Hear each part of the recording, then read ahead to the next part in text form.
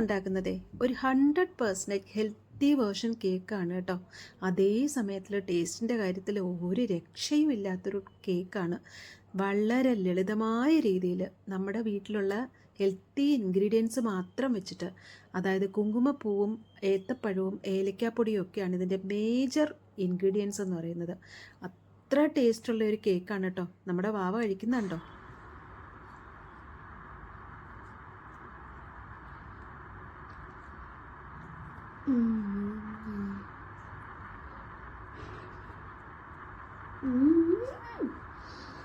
അവൻ കഴിച്ചിട്ട് അങ്ങ് വീണുപോയി. എന്തായാലും കുട്ടികൾക്ക് സേഫായിട്ട് നമുക്ക് കൊടുക്കാൻ പറ്റിയ ഒരു കേക്കാണ്.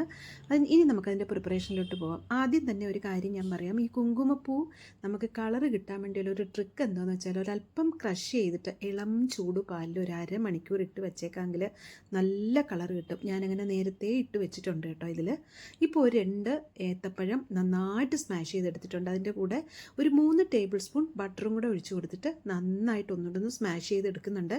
ഇനി നമ്മൾ അതിലേക്ക് ഏതെങ്കിലും ഒരു നാച്ചുറൽ സ്വീറ്റ്നർ, കാരണം നമ്മളിതിൽ ഒരു മധുരവും ചേർക്കുന്നില്ല, 1 ടേബിൾ സ്പൂൺ പഞ്ചസാര പൊടിച്ചത് അങ്ങോട്ട് ഇട്ട് കൊടുക്കുന്നുണ്ട്. ഇനി ഞാൻ ആ വെള്ളത്തിൽ ആ പാലിൽ ഇട്ട് വെച്ചിരുന്ന കുങ്കുമപ്പൂ അത് അങ്ങോട്ട് ഇട്ട് കൊടുത്തിട്ടുണ്ടായിരുന്നു. ആ ക്ലിപ്പ് ഒന്ന് മിസ്സായി പോയതാണ്. ഇനി നമ്മൾ നല്ല യോഗേട്ട് കട്ടി തൈര് ഒരു 2 ടേബിൾ സ്പൂണും കൂടെ ഇട്ട് കൊടുത്തിട്ട് ഇതെല്ലാം കൂടെ ചേർത്ത് നന്നായിട്ടൊന്ന് മിക്സ് ചെയ്യുന്നുണ്ട്. നമ്മുടെ ഹെൽത്തി ഇൻഗ്രീഡിയൻസ് മാത്രമാണ്.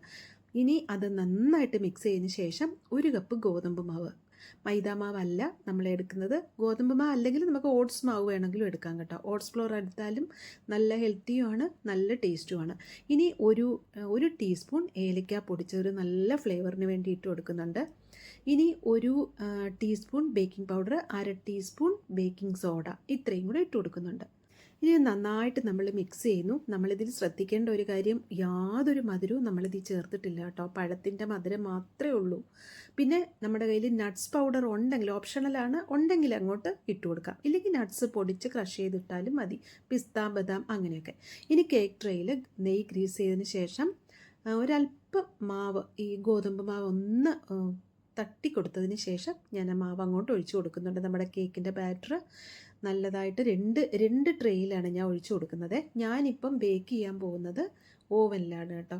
നിങ്ങളുടെ ഓവൻ ഇല്ല എന്ന് വെച്ചിരുന്നാൽ എയർ ഫ്രയർ വേണമെങ്കിലും ഉണ്ടാക്കാം. അതും ഇല്ലെങ്കിൽ നമ്മുടെ സാധാരണ നമ്മൾ കേക്ക് ഉണ്ടാക്കുന്ന കുക്കറിൽ അതിൽ റിങ്ങിട്ട് നന്നായിട്ട് നമുക്ക് ബേക്ക് ചെയ്തെടുക്കാം. ഇനിയിപ്പോൾ മാവൊക്കെ ഒഴിച്ചു കൊടുത്തതിന് ശേഷം അതിന് മുകളിലേക്ക് അല്പം പിസ്ത ക്രഷ് ചെയ്തിട്ട് കൊടുക്കുന്നുണ്ട്. നിങ്ങളുടെ അടുത്ത് എന്ത് കാഷ്യൂസ് ഉണ്ടെങ്കിൽ ഇട്ട് കൊടുക്കാം. ഇനി ഞാൻ ഓവനിൽ 180 ഡിഗ്രി സെൽഷ്യസിൽ ഒരു 25 മിനിറ്റ്സ് ആണ് വെച്ചത് കേട്ടോ.